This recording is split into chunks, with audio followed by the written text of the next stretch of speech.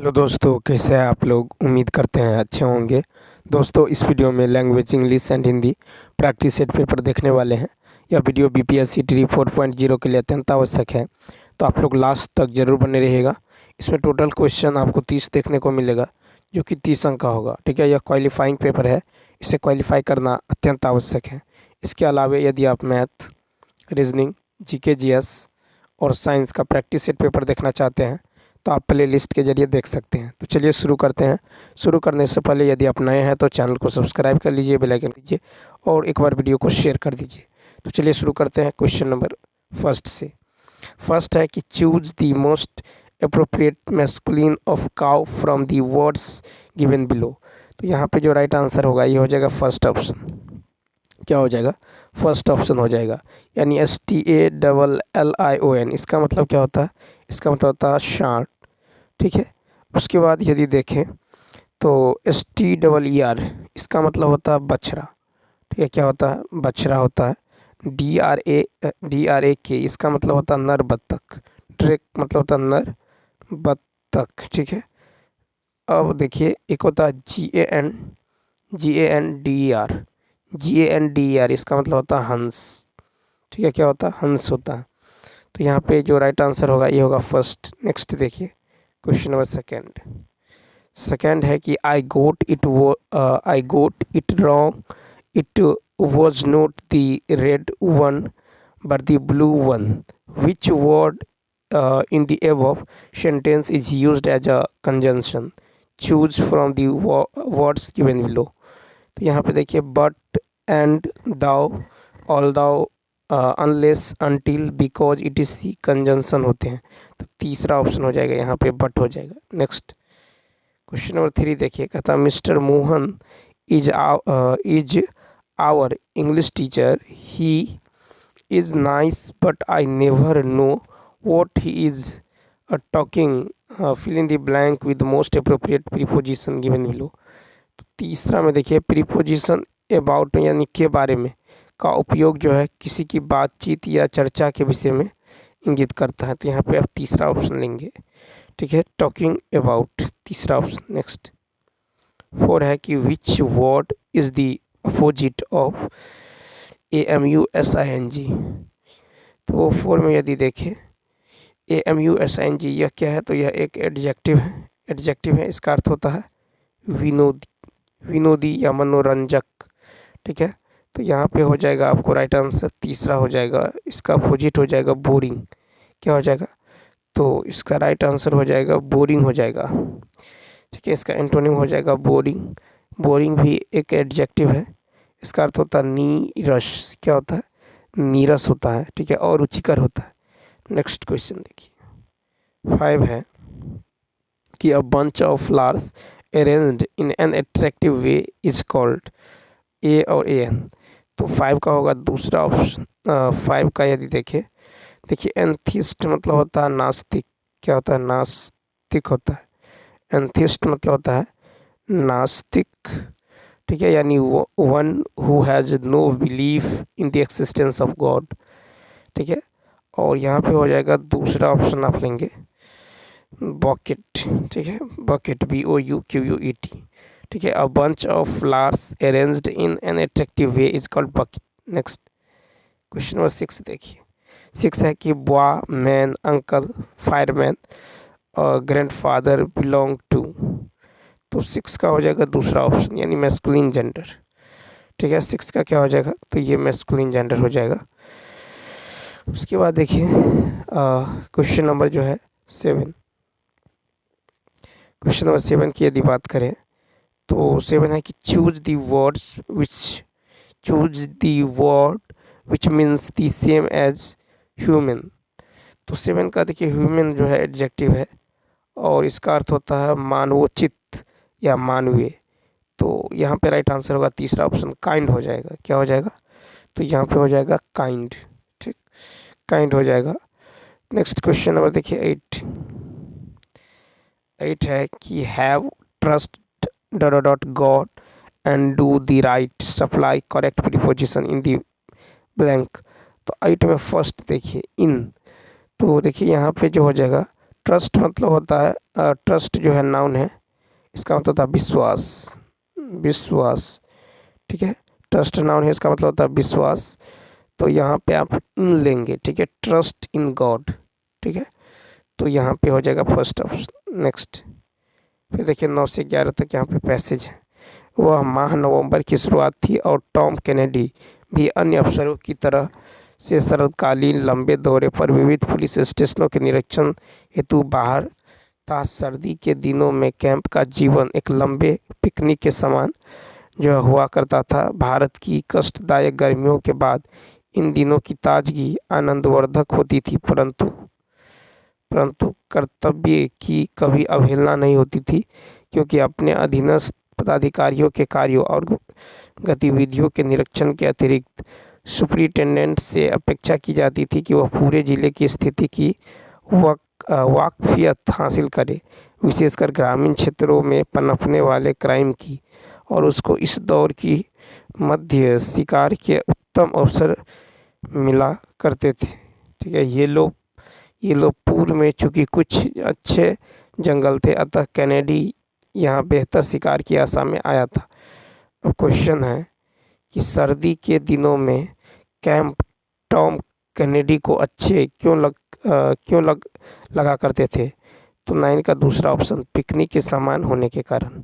Next, question number 10 देखिए। फिर 10 है कि उस अनुच्छेद का कोई उपयुक्त शीर्षक, इस अनुच्छेद का कोई उपयुक्त शीर्षक है दूसरा ऑप्शन, शरदकालीन दौर का मजा। फिर है कि इनमें से कौन सा हासिल जो है शब्द का पर्यायवाची नहीं है? तो 11 का फर्स्ट हो जाएगा गंवाना। ठीक है, तो गंवाना जो है ये हासिल शब्द का पर्यायवाची नहीं है। ठीक है, अब देखिए क्वेश्चन नंबर 12 कहता मैं नीर भरी दुख की बदली, यह का पंक्ति किनकी है? 12 का तीसरा, महादेवी वर्मा। ठीक है, तो महादेवी वर्मा छायावादी कवयित्री थी, इनकी कविताओं में रहस्यात्मकता पाई जाती है। ठीक है, मैं नीर भरी दुख की बदली कविता महादेवी वर्मा की है। नेक्स्ट, फिर देखिए 13 है कि अस्पर्शजन्य बीमारी के लिए इनमें से उपयुक्त शब्द कौन सा है? 13 का होगा तीसरा, संक्रामक। अस्पर्शजन्य बीमारी के लिए उपयुक्त शब्द संक्रामक है। 14, निम्नलिखित में से कौन सा शब्द तत्सम है? 14 का तीसरा ऑप्शन। तो देखिए प्रकट, यहाँ पे जो तत्सम शब्द है, कहता तत्सम शब्द कौन सा है? तो प्रकट है, और तद्भव होगा प्रगट, प्रगट। पंख तद्भव है, और इसका तत्सम हो जाएगा पक्ष, पक्ष हो जाएगा। ठीक, इसके बाद पत्थर जो है ये तद्भव है, और पाषाण हो जाएगा, पत्थर का पाषाण हो जाएगा तत्सम। ठीक है, पंछी, पंछी जो है ये तद्भव है, इसका तत्सम हो जाएगा पक्षी। नेक्स्ट 15, निम्नलिखित वाक्यों में से मिश्र और वाक्य ज्ञात कीजिए। तो तीसरा ऑप्शन क्या होगा? यदि मुकेश मेरे पास आता तो मैं कर्नाटक चला जाता। ठीक है, नेक्स्ट 16 है कि निम्नलिखित प्रश्न में दिए गए विकल्पों में से उस विकल्प का चयन करें जो दिए गए मुहावरे के अर्थ को सर्वश्रेष्ठ रूप से व्यक्त करता है। अंत बिगाड़ना, तो देखिए अंत बिगाड़ना इसका अर्थ होता है, तो अंत बिगाड़ना यानी परिणाम खराब करना। ठीक है, अंत बिगाड़ना अर्थ होता परिणाम खराब करना। नेक्स्ट 17 है कि वह रोज देर से उठता है, इस वाक्य में किस काल का उदाहरण है? तो 17 का तीसरा, सामान्य वर्तमान। ठीक है, वह रोज देर से उठता है, सामान्य वर्तमान। नेक्स्ट 18 है कि जिस क्रिया का फल कर्ता पर न पड़कर कर्म पर पड़े उसे कौन सी क्रिया कहते हैं? 18 का फर्स्ट, सकर्मक क्रिया। ठीक है, तो सकर्मक क्रिया में क्रिया का फल कर्ता पर न पड़कर कर्म पर पड़ता है, जैसे क्रिकेट खेलना। ठीक है, नेक्स्ट, तो याद रखना है कि जिस क्रिया का फल कर्ता पर न पड़कर कर्म पर पड़े उसे कहते हैं सकर्मक। नेक्स्ट देखिए 19, अलंकार के संदर्भ में इनमें से कौन सा कथन सही है? 19 का हो जाएगा अलंकार के संबंध में। तो यहाँ पे देखिए 4, तो देखिए अलंकार के संबंध में निम्न कथन सत्य हैं। तात्पर्य मात्र के भेद से शब्द और अर्थ दोनों की पुनरावृत्ति को लटानुप्रास कहते हैं। ठीक है, और संश्लिष्ट पदों में अनेक अर्थों को कथन जो है संश्लेष अलंकार कहते हैं। भिन्नार्थक अर्थात निरर्थक स्वर व्यंजन की आवृत्ति को यमक अलंकार कहते हैं। 20 नंबर कहते हैं इनमें से स्त्रीलिंग शब्द कौन सा है? तो 20 का तीसरा ऑप्शन है व्याख्या। ठीक है, व्याख्या क्या है? स्त्रीलिंग है। 21 नंबर 21 है कि गाड़ी वाला शब्द में कौन सा प्रत्यय है? तो गाड़ी वाला शब्द में ए ऑप्शन। तो देखिए अंकुश न मानना, यहाँ पे है गाड़ी वाला शब्द में कौन सा? गाड़ी वाला शब्द में तो यहाँ पे हो जाएगा कि जिस शब्द से किसी, तीसरा ऑप्शन हो जाएगा। ठीक है, तो गाड़ी वाला शब्द में कौन सा प्रत्यय है? तीसरा ऑप्शन वाला हो जाएगा। ठीक है, तो देखिए जिस शब्द से किसी के कार्य को करने वाले का पता चले उसे कर्तवाचक या कृत प्रत्यय कहते हैं। जैसे वाला प्रत्यय से बने शब्द है, पढ़ने वाला, गाड़ी वाला, लिखने वाला और रखवाला। ठीक है, तो 21 का आपको तीसरा हो जाएगा कि गाड़ी वाला शब्द में कौन सा प्रत्यय है? तो वाला है। नेक्स्ट 22 है कि अंकुश न मानना मुहावरे का अर्थ क्या है? तो फर्स्ट ऑप्शन। ठीक है, अंकुश न मानना मुहावरे का अर्थ है न डराना। ठीक है, क्या है? न डरना। ठीक है, 22-23 देखिए। फिर सर्वोपरि का सही संधि विच्छेद कौन सा है? तो इसका फर्स्ट होगा सर्व प्लस ऊपरी। सर्वोपरि में जो है सर्वोपरि में गुण संधि है, इसका जो संधि विच्छेद होगा ये होगा सर्व प्लस ऊपरी। सर्वोपरि क्या होगा? सर्व प्लस ऊपरी। नेक्स्ट 24 है कि निम्नलिखित में से अल्प विराम चिन्ह की पहचान कीजिए। तो 24 का देखिए अल्प विराम चिन्ह जो है तीसरा ऑप्शन देखिए इस तरह से जो होता है, यह है अल्प विराम। ठीक है, अल्प विराम, अल्प विराम, यह है अर्ध विराम, अर्ध विराम इस तरह रहेगा तो अर्ध विराम होगा। ठीक, और इस तरह यदि रहेगा तो इसको कहते हैं उद्धरण चिन्ह। ठीक है, उद्धरण चिन्ह, उद्धरण चिन्ह। ठीक है, और ऐसा होता है तो लाघव होता है। नेक्स्ट क्वेश्चन देखिए 25 कहता है यहाँ प्रदर्शित वस्तुओं को छूना मना है, किस प्रकार का वाक्य है? 25 का दूसरा निषेधवाचक वाक्य। ऐसे वाक्य जिनसे किसी कार्य को न करने का आदेश मिल रहा हो उन्हें निषेधवाचक वाक्य कहते हैं। जैसे न, नहीं, मत, मना। उदाहरण। ठीक है, उदाहरण है यहाँ प्रदर्शित वस्तु को छूना मना है, तो यह हुआ निषेधवाचक। 26 है कि जिस समास में दोनों पदों के माध्यम से एक विशेष यानी तीसरे अर्थ का बोध होता है वह किस प्रकार का समास कहलाता है? तो 26 का देखिए फर्स्ट, 26 का हो जाएगा फर्स्ट बहुव्रीहि समास। तो देखिए बहुव्रीहि समास में समस्त पद में कोई पद प्रधान नहीं होता है, किंतु समस्त पद कोई तीसरा अर्थ देता है। जैसे गजानन अर्थात गणेश। 27 नंबर देखिए कहता सही वर्तनी वाला शब्द कौन सा है? 27 का तीसरा समिति। सही वर्तनी वाला शब्द है समिति। 28 नंबर देखिए 28 है कि यह मेरी पुस्तक है, इस वाक्य में कौन सा कारक है? 28 का फर्स्ट संबंध कारक। संज्ञा या सर्वनाम का वह रूप जिसे उनका संबंध क्रिया के साथ जाना जाता है उसे संबंध कारक कहते हैं। जैसे काके, की, रारे, री। ठीक है, नाने, नी।